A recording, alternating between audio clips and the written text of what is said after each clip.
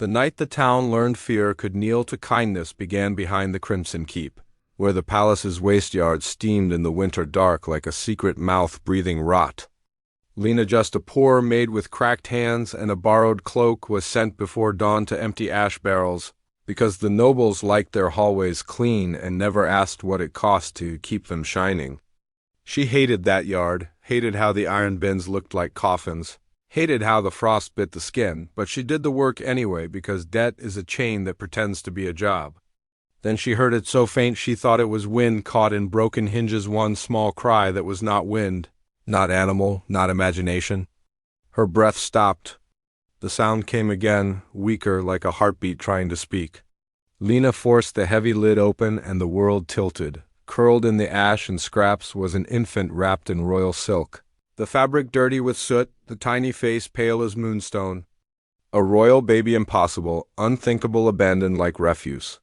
Lena's first instinct was terror, because in their town everyone knew the truth. Vampire royalty did not forgive mistakes, and servants did not survive scandals. But the second instinct was stronger than fear. She scooped the baby up, pressing the trembling little body to her chest, warming her with the only heat she owned, her own. The child's eyes fluttered, dark and glassy, and a faint signet mark glimmered near her collarbone, like a star inked beneath the skin. "You're alive," Lena whispered, voice breaking. "Stay with me." She ran, boots slipping on frozen stone, calling for help at the servants' corridor. Doors cracked open, faces appeared, then vanished when they saw the silk. Someone hissed a prayer. Someone crossed themselves. Someone shut a door like it could erase what Lena carried. She found a young kitchen maid and begged for a healer. The girl's hands shook so badly she nearly dropped the lamp. Within moments the palace woke like a beast sensing blood. Guards arrived first, not healers armored, cold-eyed, trained to treat panic as guilt. One guard yanked the baby away with rough hands, and Lena lunged instinctively, stopping herself only because the spear point flashed at her throat. "I found her," Lena gasped, showing her ash-stained palms. "She was in the bin. She's freezing. Please, she needs help." Before anyone could answer, a high, controlled voice rang out from the shadows. Lady Merowyn, the caretaker of the nursery, gliding forward in white robes that looked too clean for this hour. Her face was composed, almost grieving, and that made Lena's stomach knot because grief can be a mask. "What have you done?" Lady Merowyn cried loud enough for the courtyard to hear. "That maid tried to dispose of the princess. She stole her, she meant to hide the crime in the ash." The accusation hit like a slap. Lena shook her head hard. "No, I saved her." But the word saved meant nothing beside the word princess. The guards tightened the circle. A gaunted hand struck Lena's cheek, not to injure badly, but to silence. She stumbled, tasting blood and winter, and then the air changed. It thickened as if the night itself held its breath.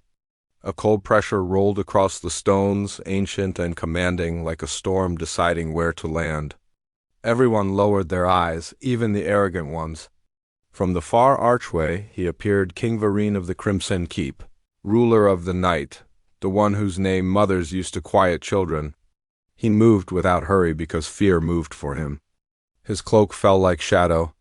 His gaze burned like a red ember that refused to die. He took the infant from the guard, and the moment his hands closed around the tiny bundle, the king's expression cracked not into softness, but into something more dangerous, a father's silent, contained fury. He examined the soot on the royal silk, the faint tremor in the baby's lips, and his jaw flexed as though he was biting back a scream. Then his eyes turned to Lena, and the courtyard seemed to shrink around that look. "You," he said, low and final. Lena's knees went weak. She tried to speak, tried to explain the cry in the dark, the bin, the ash, the heartbeat, but words were clumsy tools in front of a king who could end a life with a gesture. Lady Merowyn stepped closer to the throne line, voice sweet as poison. "Your Majesty, I arrived just in time. I saw her with my own eyes. She meant to discard the child." Lena's voice broke through, raw with truth. "If I meant harm, why would I run for help? Why would I hold her to my chest to keep her warm? Please look at her, she's been drugged or poisoned." The king's gaze did not soften, but it sharpened, like he was filing every sound into a ledger. Still, he did not hesitate long. He handed the infant to an approaching healer with one brutal instruction: keep her breathing, and then he looked at Lena as if deciding whether she deserved air. Take the maid to the black cells, he ordered. If she lies, the darkness will teach her honesty. If she speaks truth— He paused, and that pause frightened everyone more than shouting would have. Then someone else has dared to touch my blood. The guards dragged Lena away while whispers rose like smoke. As she was pulled through corridors of polished stone, her mind repeated one thought like prayer and curse: I did the right thing. I did the right thing. And somewhere above, in a nursery scented with herbs and fear, the smallest princes of the Crimson Keep fought for breath. While the king's rage began to search for a target, the black cells were built to break confessions out of stone. And Lena learned quickly that cold could be louder than screams. The floor sucked warmth from her bones, the walls sweated dampness, and every sound arrived late and distorted, as if the dungeon itself wanted to twist truth. She sat with her wrists chained, cheeks swollen, hair full of ash, trying not to cry because crying felt like surrender, and surrender was what the palace expected from someone born poor. Above her, the keep carried on nobles eating warm bread, servants scrubbing floors, the town waking without knowing that a baby princess had been found among garbage. Lena's mind kept returning to that cry, that tiny tremble, the signet mark like a hidden star. She didn't know much about vampire royalty beyond what everyone knew. They were powerful, merciless, and untouchable. But she knew what a dying child felt like in your arms, because she had once held her own little brother when fever stole him in a rented room the city forgot. That memory made her stubborn. When guards came, they expected begging. Lena gave them the same sentence again and again. I found her. I saved her. They laughed. They called her foolish. They called her ambitious. Some called her worse. And every insult carried the same message: a poor girl's truth is worth less than a rich woman's accusation. On the second day, a small mercy slipped through the food slot: warm bread and a dried apple. The first kindness Lena had tasted since her arrest. A whisper followed it. Eat fast, said a soft voice. Lena leaned closer to the door, and through the narrow gap she saw a kitchen maid's eye: Kessa, a girl Lena had once protected from a cruel head cook. Kessa, Lena breathed. Is the baby alive? Kessa swallowed hard. Barely. The healers say something is wrong in her blood. Lady Merowyn stays by the king like a shadow. She keeps saying you tried to sell the child to rebels. Lena's stomach twisted. Rebels? I don't even know how to speak to nobles, let alone rebels. Kessa's voice trembled. Some servants believe you, but servants don't matter to the court. Not unless the king decides they do. Footsteps thundered, and Kessa vanished before the guard could see her. Later, a younger sentinel took over the watch Joran, with a face too young for armor. He didn't strike the bars. He didn't spit. He stood quietly as if he disliked what he'd been ordered to do. When Lena asked him for water, he hesitated only a moment before sliding a cup through. That small act felt like light in a place designed for darkness. Why help me? Lena whispered. Joran didn't meet her eyes. I saw your hands, he said, voice low. They were shaking, but they were careful. Killers aren't careful. Above in the nursery, truth started to crack the lie from the inside. Master Sable, the oldest healer of the royal line, studied the princess's blood beneath violet lamps. The infant's fever refused to break, and whenever Lady Merowyn approached, the baby's tiny body stiffened with panic, as if her instincts recognized a predator. Curious, Master Sable murmured, watching a thin needle draw crimson that shimmered with an odd, dull haze. There's a sedative in her bloodstream, a blood-binding draught used to quiet royal fledglings. Lady Merowyn's smile stayed in place, but her eyes sharpened. Sedative? She echoed. Perhaps the maid gave it? Master Sable didn't accuse. He merely observed. This draught is rare. It is kept under lock in the nursery vault. The words landed like a stone dropped in deep water. The king, standing near the cradle, did not move, but the room chilled as if his anger had its own weather. "Under lock?" King Varine repeated. "Then the hand that used it is a hand with access." Lady Merowyn leaned in with practiced concern. "Majesty, grief makes the mind reach for conspiracies. That girl is desperate." "Desperation breeds evil." The king didn't answer her. He looked at his daughter, so small and vulnerable that even a monster would feel protective, and something unspoken passed behind his eyes, the recognition that power means nothing if you cannot protect what you love. That night, he ordered a silent audit of the nursery keys counted, vials inspected, schedules examined. Servants were questioned gently in hallways, then harshly in private rooms. The town began to sense the change. Like thunder before a storm. In Lena's cell, the cold grew worse, and with it grew the fear that she would die not because she was guilty, but because she was convenient. On the third day, the iron door opened with a scream of hinges, and Lena braced for torture or execution. Instead, 2 guards hauled her up and dragged her toward the great hall, where nobles gathered like crows for a spectacle.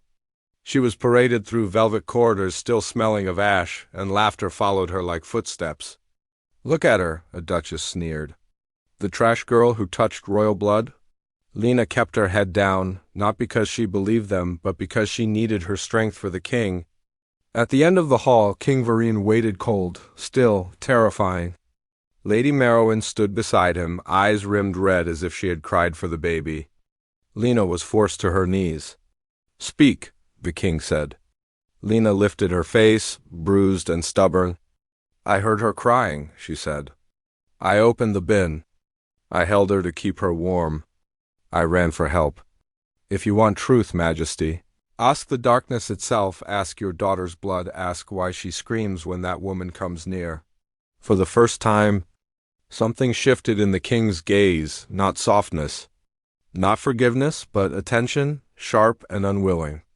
It was the smallest crack in his certainty, and it terrified Lady Merowyn more than any weapon.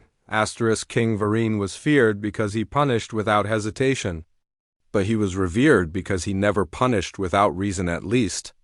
That was the story the Crimson Keep told itself. Now he stood at a crossroads where reason battled rage, and Lena was the fragile bridge between them. The court wanted an easy villain.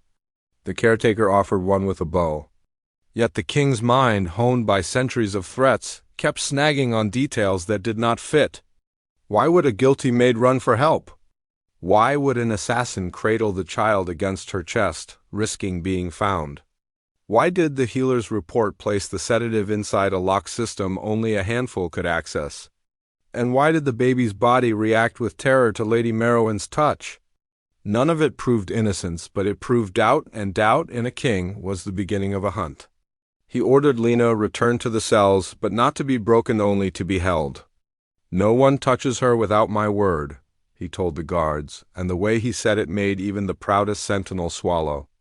That night, he walked the nursery alone, watching his daughter's tiny chest rise and fall, listening to the soft clicks of the healer's instruments, smelling the sterile herbs and something darker beneath them, fear. When the infant whimpered, Varen's hand hovered above her, uncertain for a fraction of a heartbeat. Then he laid a finger on her forehead with unexpected gentleness. "Tell me," he murmured, voice meant for no one. "Who did this to you?" The baby couldn't speak, but her blood could. In the Crimson Realm, royal blood carried old magic truth magic if you knew how to read it.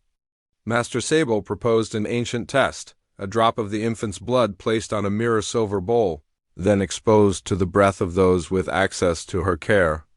The bowl would not point to guilt like a finger. It would only reveal resonance whose presence the child's blood recognized as danger. The court recoiled at the idea. Nobles hated tests that might name them. Lady Merowyn objected with perfect outrage. "You would let a newborn's fever dictate justice?" She cried. "Majesty, this is desperation."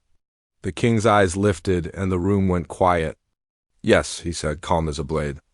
"I am desperate." That is what fathers become.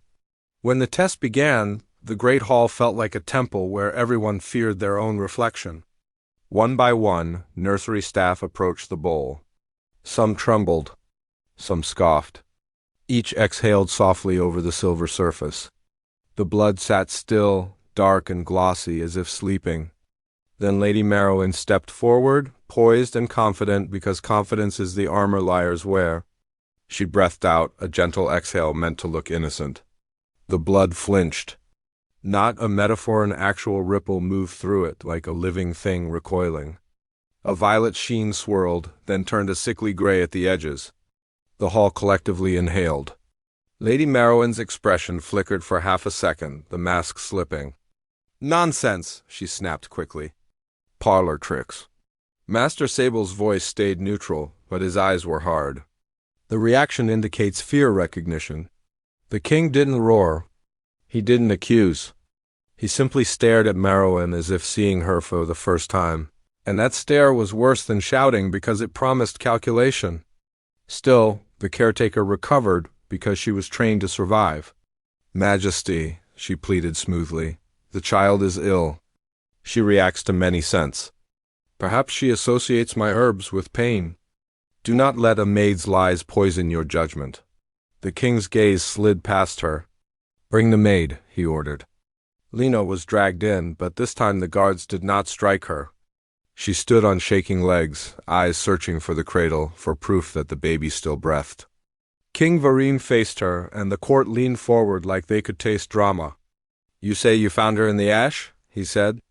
Lena nodded. "Yes, and you heard her crying." "Yes." He stepped closer, too close for comfort so Lena could see the faint red flecks in his eyes, the unnatural stillness of his body. "If you are lying," he said softly, "your death will be slow." Lena swallowed fear like bitter medicine. "If I am lying," she replied, voice trembling but steady, "then you should kill me. But if I am telling truth, then your daughter was thrown away by someone who walks your halls without fear? Someone who thinks servants are invisible." A murmur ran through the crowd. King Varen's jaw tightened, but he didn't look away. "Why risk yourself?" he asked, as if the idea offended him. Lena's lips parted, and a painful honesty escaped. "Because she cried," she said. "Because no child deserves that. Because I know what it feels like when the world decides you are disposable." Silence fell heavy. For a moment, the king's expression did something strange. It didn't soften, but it sharpened in a different direction, as if her words had found a place inside him that old battles never reached. He turned abruptly. "Lady Merowyn is relieved of her duties," he declared. Gasps erupted.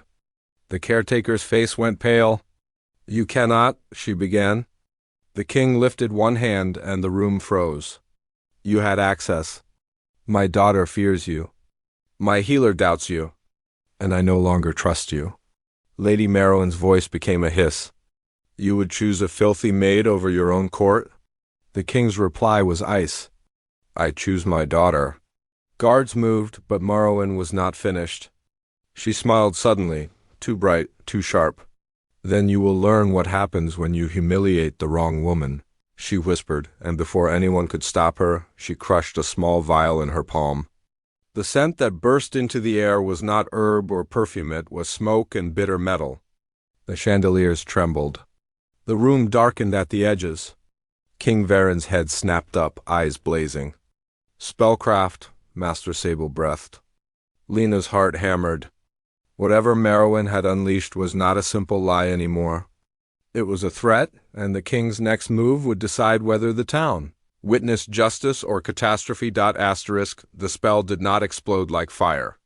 It spread like a sickness, quiet and clever, slipping into cracks where guards and laws could not reach. Shadows thickened at the corners of the hall, twisting as if alive, and a low hum pressed against everyone's ears, an ancient frequency that made teeth ache and blood feel heavy.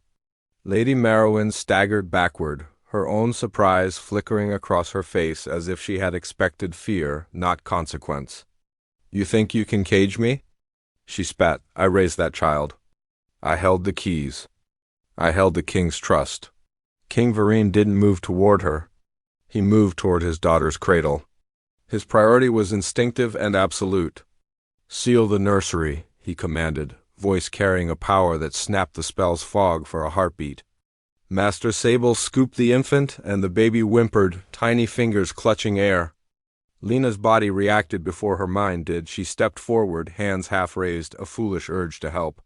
A guard blocked her, but the king's eyes flicked to her, and the guard stepped aside as if obeying a silent order.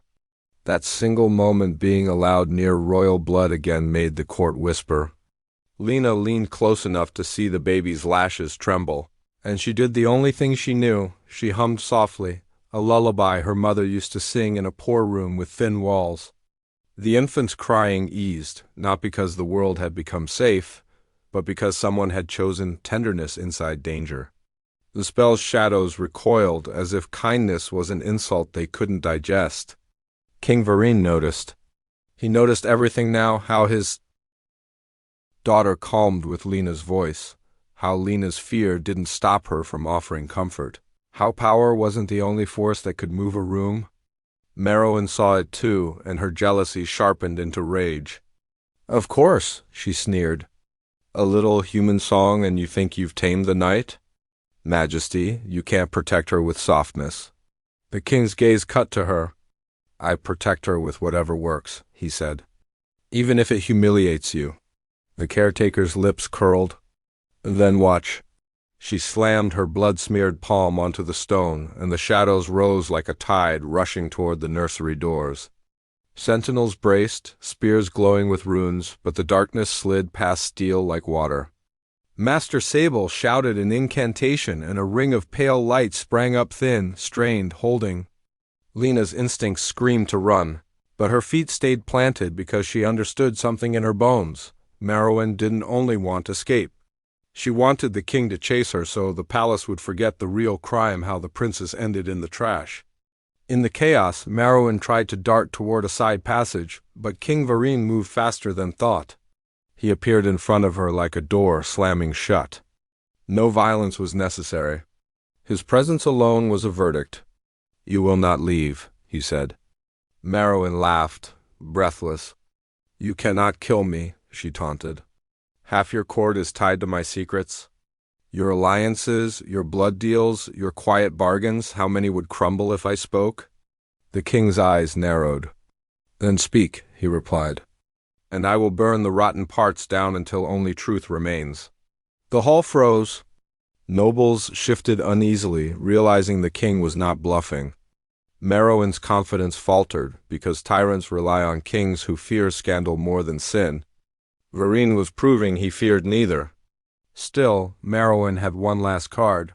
She turned sharply toward Lena and pointed, voice slicing. "You want a villain? There she is. That girl is not ordinary. She hums an old tongue. That lullaby, did you hear it? It's a binding hymn. She's the reason the baby lives. She's the reason the blood reacted. She's manipulating you, Majesty." Eyes swung to Lena, whispered suspicion rose, hungry and cruel. Lena's mouth went dry. She had not known her mother's song was anything but a song. King Varine stared at Lena, and for a moment Lena feared she had stepped from one trap into another. "What song was that?" the king asked, voice dangerously calm. Lena's hands trembled. "Just a lullaby," she said. "My mother sang it. I don't know its origin." Master Sable's gaze sharpened. "That melody," he murmured, "resembles pre-royal Canicle's old wards used before the Crimson Line took the throne." The room stirred again. Merowan's smile returned. "See?" she hissed. "She's a threat." Lena's heart pounded. She wanted to scream that she was just poor, just tired, just trying to survive. But survival had always made her quiet, and quietness was often mistaken for guilt. King Varine stepped closer to Lena, close enough that his shadow covered her like a cloak. "Look at me," he said. Lena forced her eyes up. The king studied her as if reading a document written in scars. Then he did something no one expected. He turned his back on the court, on their whispers, their hunger for spectacle, and he faced Merowan again. "Even if she carries an old song," he said, "it does not explain why you had sedatives from a locked vault. It does not explain why my daughter fears your touch. It does not explain why the princess was in the ash." Merowan's face twisted and the shadows around her writhed. "You think you're righteous?" She snarled. You are a king of monsters pretending to be a father. The king's reply was quiet and lethal. And you are a caretaker who forgot the meaning of care. He gestured, and runic chains snapped around Merowyn's wrists, locking her magic like a mouth forced shut. The hall erupted in stunned silence. Lena exhaled shakily. Justice was finally moving, but justice, she was learning, always demanded a price. As Merowyn was dragged away, she leaned close enough to whisper to Lena, venomous and personal, "He will never love you. You are human. You are temporary." Lena's throat tightened, because in that one cruel sentence, Merowyn had named Lena's deepest fear, one the king hadn't even realized he was creating. The fear of caring for someone whose world might never allow her to belong. The days that followed felt unreal. Like the town had stepped into a story it couldn't stop watching. Word spread beyond the palace walls, first as rumor, then as certainty. The vampire king's daughter had been found abandoned, and the king had turned his wrath inward. The low city, where Lena's people lived, reacted with disbelief and cautious hope. When a powerful ruler punishes the elite, the powerless dare to imagine that their pain has finally been seen. Inside the Crimson Keep, the investigation peeled back layers of polite cruelty. Varen's auditors discovered missing logs, altered guard rotations, and a private passage between the nursery vault and the caretaker's chambers. Servants came forward in whispers how Lady Merowyn demanded bribes, how she punished girls for small mistakes, how she called human workers replaceable, how she once threatened a stable boy for looking at the nursery door too long. Each confession was small on its own, but together they formed a portrait, not a caretaker, but a woman who used the nursery's keys as a weapon. The court tried to resist. A duke pleaded for mercy, meaning forget it. A counselor warned that scandal would weaken alliances. King Varine listened, then answered with something the town had never heard from a vampire ruler. If my rule depends on silence, then my rule is already weak. With Merowyn bound in a warded chamber, Master Sable finally stabilized the princess by purging the sedative and treating the blood fever with old remedies, ones that required an ingredient from the low city's apothecaries. The irony was bitter. The palace needed the poor to save royal blood, even as it mocked them. Varine sent an escort to retrieve the ingredient and ordered that the apothecary be paid triple, publicly, so the town could see respect in action. The nobles hated it. The servants watched, stunned. Lena was moved from the black cells to a small guest room near the servants' wing, not luxury, but warmth. It was the first time in her life she slept without her bones aching from cold. Yet sleep didn't bring peace. She kept seeing the bin, hearing the cry, feeling the infant shiver.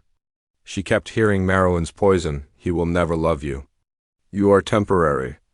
Lena tried to remind herself that she didn't want love. She wanted survival. But survival had changed shape the day she carried royal blood in her arms. On the fourth evening, a knock came at her door, and the guard announced quietly, "His Majesty requests your presence." Lena's stomach dropped. She followed through candle-lit corridors to a private study where the king waited alone. No court, no caretaker, no audience. Just a man who wore power like armor and exhaustion like a second cloak. He didn't sit on a throne. He stood by a window overlooking the town, watching lights flicker like fragile lives. "You're afraid?" he said without turning. Lena's hands clasped tightly. "I have reason," she answered. The king finally faced her. Up close, he looked less like a legend and more like a storm contained in skin. "Tell me about the song," he said. Lena swallowed. "My mother sang it when we had nothing," she replied. "When my brother was sick? When the landlord banged on the door? When the world felt too big? It's comfort. That's all." The king's gaze softened a fraction, so small it could be denied, but real enough that Lena felt it like warmth. "My daughter calmed," he said. "She does not calm for anyone." Lena's eyes flicked down. "She's a baby," Lena whispered. "Babies know kindness." The king was quiet. Then he asked the question Lena didn't expect. "Why did you stay?" Lena stared. "What?" "You could have walked away," he said. You could have closed the lid and told yourself it wasn't your problem. Lena's throat tightened because the ugly truth was many people would have. Because I couldn't, she said simply. Because I heard her. Something in Varen's expression shifted, not romance, not yet, but respect, the kind that grows slowly and changes everything. He moved closer, stopping at a distance that felt deliberate, as if even a king could be careful. I struck you, he said, voice low. I allowed you to be chained. Lena's chest tightened.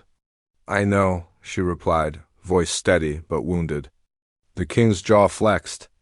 It was wrong. That admission, 3 words from a ruler who never apologized, hit Lena harder than any slap. She didn't forgive him instantly. That would be false. But she felt the first seed of something new, not fear, but a cautious belief that power could learn. The king continued. My court sees humans as tools, and I have let that belief live too long. Lena looked up, surprised. Why tell me this? She asked. Varen's eyes held hers. Because you did what my power failed to do, he said. You protected the innocent without needing authority. He paused, as if the next words cost him pride. I want you near my daughter. Not as a servant. As her guardian. Lena's breath caught. Me? She whispered. They will hate me, she added quickly. They will blame me for everything. The king's gaze hardened. Then let them, he said.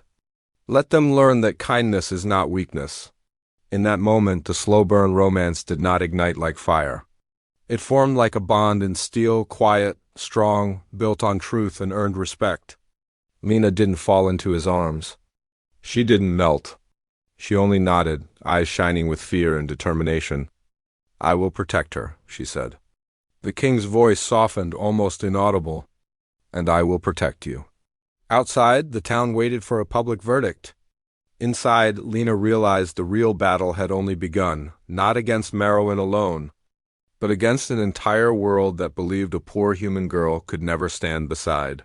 A vampire king without being crushed. The final reckoning came not in a dungeon, but in the town square, because King Varine understood something Lena had known her entire life.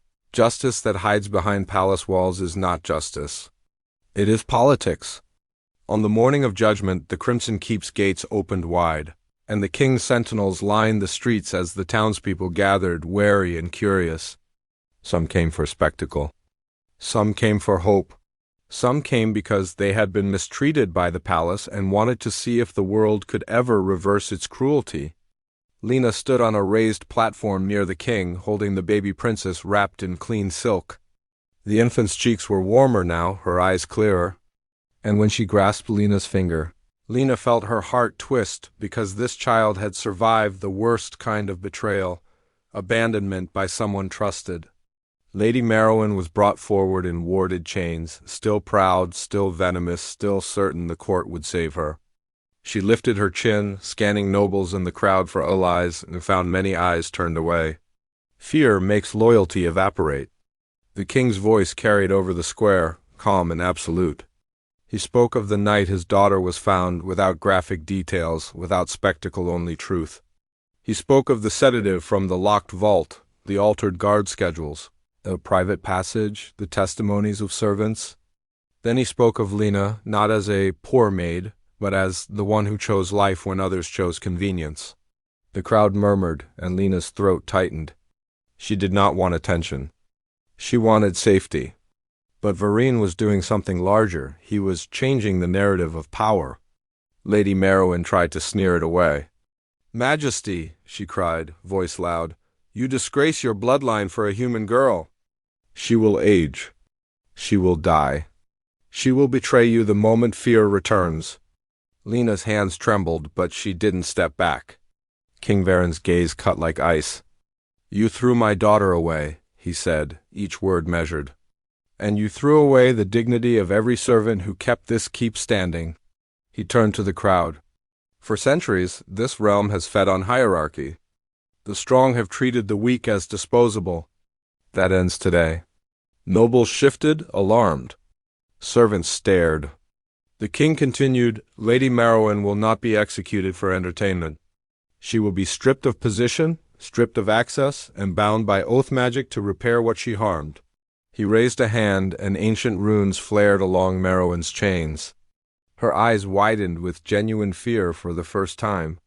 "No," she whispered, realizing the punishment was not death, it was accountability. The oath was spoken aloud. She would serve in the low city's infirmary under watch, healing those she once despised, feeling every day what it meant to be powerless and still expected to do good. The crowd reacted not with bloodlust, but with something deeper, satisfaction. Karma delivered cleanly. Then King Varine did the most shocking thing of all. He announced new laws in the same breath as the verdict. Servants would be paid fairly. Abuse from nobles would be punished. The nursery vault would be overseen by a council that included servant representatives. And Lena would be named the princess's guardian with protection under royal decree. The nobles hissed. The servants trembled. Lena felt the weight of it press on her shoulders like a mantle she hadn't asked for. She looked down at the baby, and the princes looked back, calm and trusting, and Lena understood. This was bigger than her. This was a chance to prove that vulnerability could reshape power. After the square emptied, Lena returned to the nursery, exhausted and overwhelmed, expecting to be alone with her thoughts. Instead, King Varine waited by the cradle, watching his daughter sleep. He didn't speak at first. He simply stood there, as if silence was his native language. Lena finally broke it. "Why did you do all that?" "Publicly?" she asked quietly. The king's eyes remained on the infant. "Because you were humiliated publicly," he said.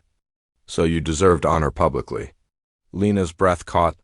The words weren't romantic poetry. They were something rarer, a powerful man admitting a poor girl mattered. She swallowed. "Your court will never accept me," she said, honesty sharp. King Varine turned, and for the first time his expression held a warmth so subtle it almost looked like pain. "Then my court will change," he replied. Lena's heart pounded. The romance still didn't rush. It didn't need to. It was in the way he stood between her and judgment. It was in the way he listened now, instead of assuming. It was in the way he treated her kindness like a strength, not a weakness. Lena stepped closer to the cradle and hummed that old lullaby again, soft as a promise. The princess sighed in sleep. Safe.